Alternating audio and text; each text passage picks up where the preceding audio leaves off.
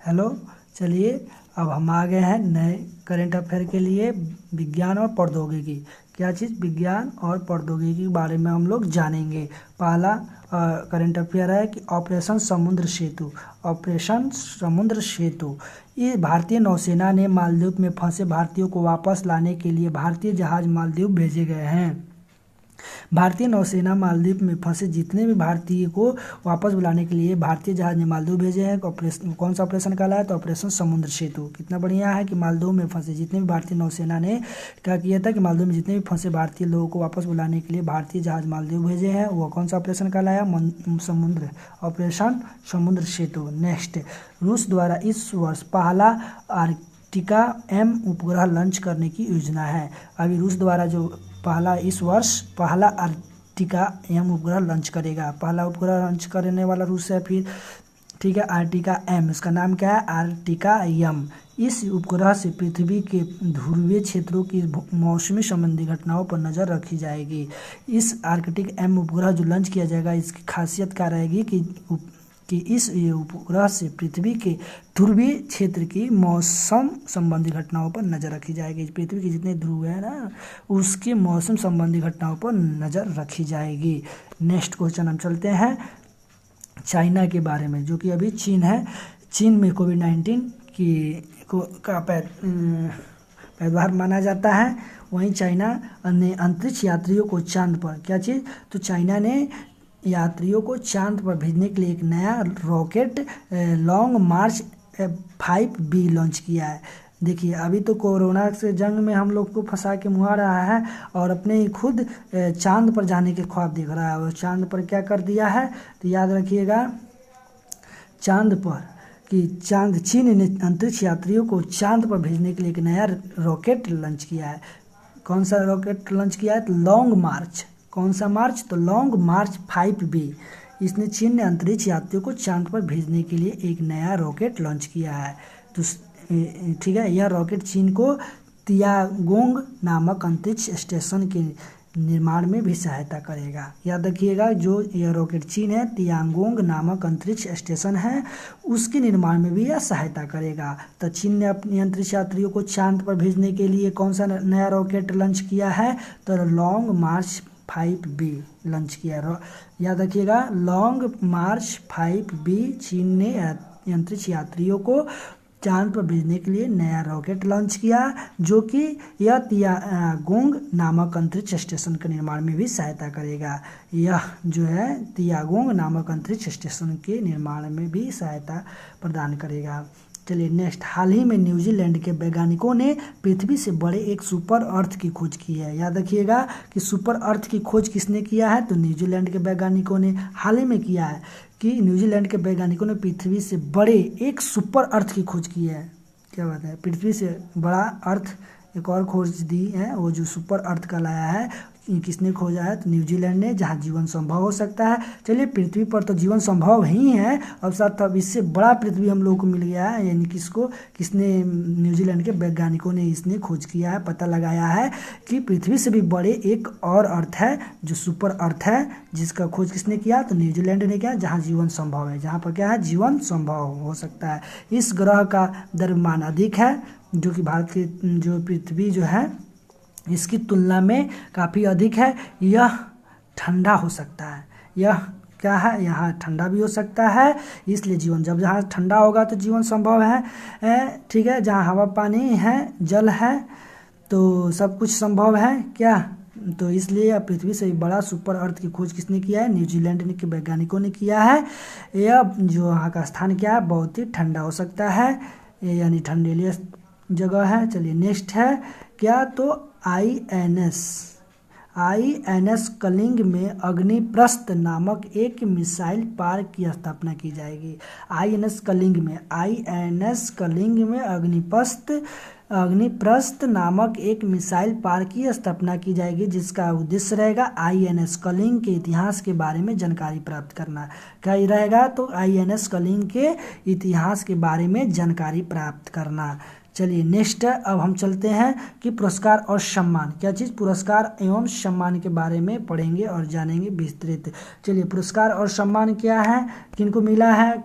ये चीज़ बात याद रखना है। पुरस्कार एवं सम्मान, तो UNESCO Guillermo canoe world press की फ्रीडम अवार्ड 2020, यानी याद रखिएगा 2020, याद UNESCO Guillermo canoe world freedom award 2020, जीनेथ बेट्रोया लिसा, कोलंबिया के पत्रकार हैं, जो कि कोलंबिया के पत्रकार का नाम क्या है, तो वर्ड बहुत टेढ़ा है, याद रखिए। कोलंबिया के पत्रकार कौन है, तो जीनेथ बेट्रोया लिसा, जीनेथ बेट्रोया लिसा यानी मोनालिसा, वही याद रखिएगा। यानी वहाँ भी कोलंबिया के भी वही से चल हैं, जीनेथ बेट्रोया लिसा जो है वह पत्रकार हैं, कहाँ की, तो कोलंबिया की, जिसने UNESCO Guillermo canoe world press freedom award 2020, ठीक है, इसको पुरस्कार का सम्मान मिला है,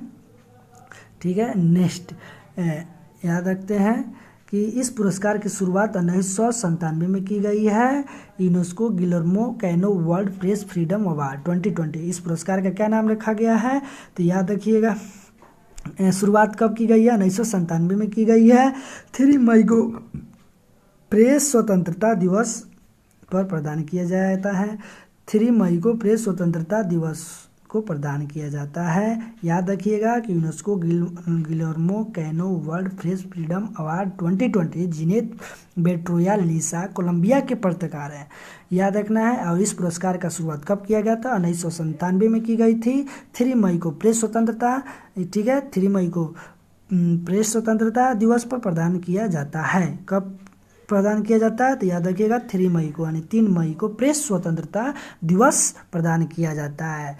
याद रखिएगा कि UNESCO Guillermo canoe world press freedom award 2020 जीनेथ बेट्रोया लिसा कोलंबिया के पत्रकार हैं, ठीक है। इसका शुरुआत 1997 में की गई है और जो हर हमेशा 3 मई को यानी 3 मई को प्रेस स्वतंत्रता दिवस पर ही दिया जाता है। प्रेस स्वतंत्रता दिवस कब मनाया जाता है, याद रखिएगा कि 3 मई को, और उसी दिन 3 मई प्रेस स्वतंत्रता के दिन ही इसे अवार्ड को, पुरस्कार को क्या किया जाता है, प्रदान किया जाता है, UNESCO Guillermo canoe world press freedom award 2020। चलिए अब नेक्स्ट चलते हैं न्यूयॉर्क जहां के न्यूज एजेंसी के प्रेस फोटोग्राफर यासीन मुख्तार खान और चन्नी आनंद को फीचर फोटोग्राफी के लिए दिया गया है। यह पुरस्कार पत्रकारिता के क्षेत्र में सर्वश्रेष्ठ पुरस्कार है, जिसकी शुरुआत 1917 में हुई है। जिसकी शुरुआत कब हुई है, तो 1917 में हुई है, याद रखिएगा। पहले 1997 में हुआ था और इस बार 1917 में हुआ है। यह कोलंबिया विश्वविद्यालय द्वारा प्रदान किया जाता है। यह किसके द्वारा पुरस्कार को, तो कोलंबिया विश्वविद्यालय द्वारा प्रदान किया जाता है। न्यूयॉर्क के न्यूज एजेंसी के प्रेस फोटोग्राफर यासीन मुख्तार खान और चन्नी आनंद को किसके लिए, तो फीचर फोटोग्राफी के लिए दिया गया है। याद रखिएगा न्यूयॉर्क के न्यूज एजेंसी के प्रेस फोटोग्राफर यानी फोटोग्राफी के लिए फोटोग्राफर नहीं दिया जाएगा। कौन सा पुरस्कार दिया, तो यासीन मुख्तार खान और चन्नी आनंद को फीचर फोटोग्राफी के लिए दिया गया है। न्यूयॉर्क के न्यूज एजेंसी के प्रेस फोटोग्राफर यासीन मुख्तार खान और चन्नी आनंद को फीचर फोटोग्राफी के लिए दिया गया है।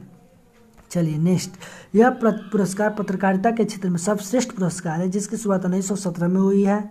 सबसे बड़ा पुरस्कार माना जाता है 1917 में, जो कि पत्रकारिता के क्षेत्र में सर्वश्रेष्ठ पुरस्कार माना जाता है। यह कोलंबिया विश्वविद्यालय द्वारा प्रदान किया जाता है। या किसके द्वारा, तो याद रखना है कि कोलंबिया विश्वविद्यालय द्वारा प्रदान किया जाता है। नेक्स्ट बात करते हैं, चलिए भारतीय सेना अधिकारी, मतलब कि इंडियन आर्मी जो अधिकारी हैं, इंडियन सोल्जर्स, भारतीय सेना अधिकारी के मेजर सुमन गवानी को संयुक्त राष्ट्र सैन्य gender advocate of the year award के नाम से चुना गया है। भारतीय सेना अधिकारी जो मेजर हैं सुमन गवानी, याद रखना है, सुमन गवानी को संयुक्त राष्ट्र सैन्य gender advocate of the year award के लिए चुना गया है। याद रखिएगा, ये बहुत इम्पोर्टेंट है, ठीक है। ये सिर्फ करेंट अफेयर है, इनको डेली प्रैक्टिस करते रहना है।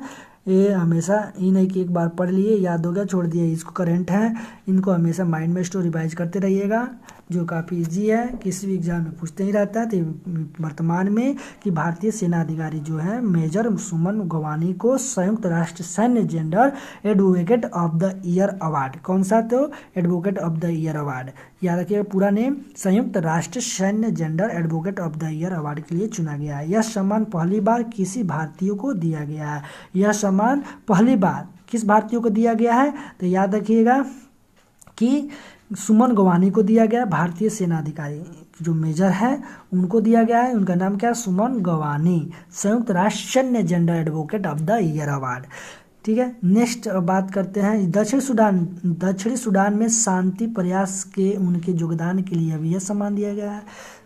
याद रखिएगा कि दक्षिणी सूडान है, दक्षिणी सूडान में शांति प्रयास के उनके योगदान के लिए यह सम्मान दिया गया है। नेक्स्ट, उत्तर कोरिया के तानाशाह किम जोंग, आप लोग जानते हैं कि उत्तर कोरिया के जो अभी तानाशाह है किम जोंग है, उनको द्वितीय विश्व युद्ध का स्मारक पदक कहा से सम्मानित किया गया है, कौन सा युद्ध स्मारक पदक, तो द्वितीय विश्व युद्ध स्मारक पदक से सम्मानित किया गया है। याद रखिएगा कि उत्तर कोरिया के तानाशाह किम जोंग को कौन सा पदक दिया गया है, तो द्वितीय विश्व युद्ध का स्मारक पदक दिया गया, वेरी VVI, ठीक है, वेरी VVI क्वेश्चन। याद रखिएगा कि उत्तर कोरिया के तानाशाह कौन, तो किम जोंग द्वितीय विश्व युद्ध स्मारक पदक से सम्मानित किया गया, द्वितीय विश्व युद्ध स्मारक पदक से सम्मानित किया गया। यह सम्मान रूस द्वारा सोवियत सैनिकों के स्मारक के संरक्षित रखने हेतु प्रदान किया गया है। याद रखिएगा कि उत्तर कोरिया के जो तानाशाह किम जोंग है उनके द्वितीय विश्व युद्ध स्मारक पदक से सम्मानित किया गया है।